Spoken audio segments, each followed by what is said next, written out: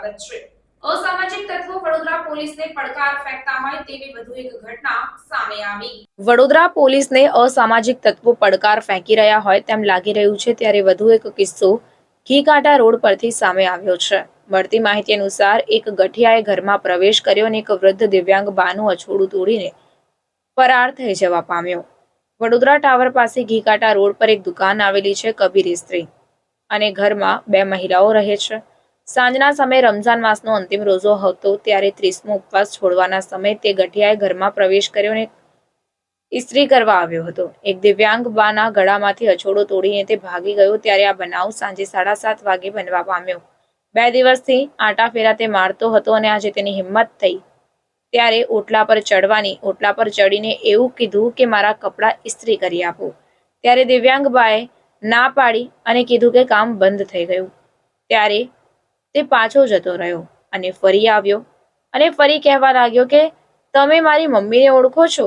દિવ્યાંગ બાએ એવું કીધું કે મેં તમારી મમ્મીને નથી ઓળખતી। ત્યારે તે અછોડો તોડીને ભાગી ગયો। તેમના ઘર પર એક વસ્તુ નાખવામાં આવી તો દિવ્યાંગ બા કશું બોલી ન શક્યા। અછોડા તોડીને તે ભાગી ગયો અને રમઝાન માસનો તેમનો રોઝો જે તેઓએ દોરો પહેર્યો હતો તે અછોડો ગઠિયો તોડીને ભાગી ગયો હોવાની ઘટના સામે આવતા પોલીસની કામગીરી સામે અનેક સવાલો ઊભા થયા છે।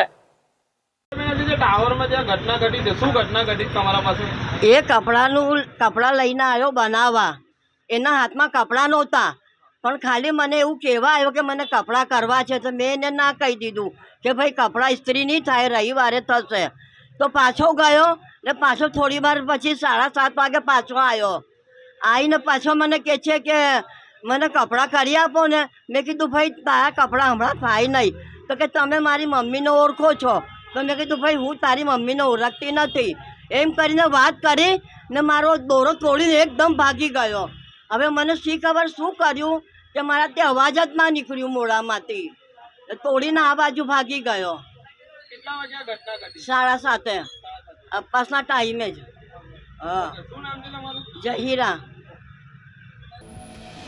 સમાચારોની ઝડપી અપડેટ માટે હમણાં જ જન અર્પણ ન્યૂઝ ચેનલને લાઇક, શેર અને સબસ્ક્રાઇબ કરો।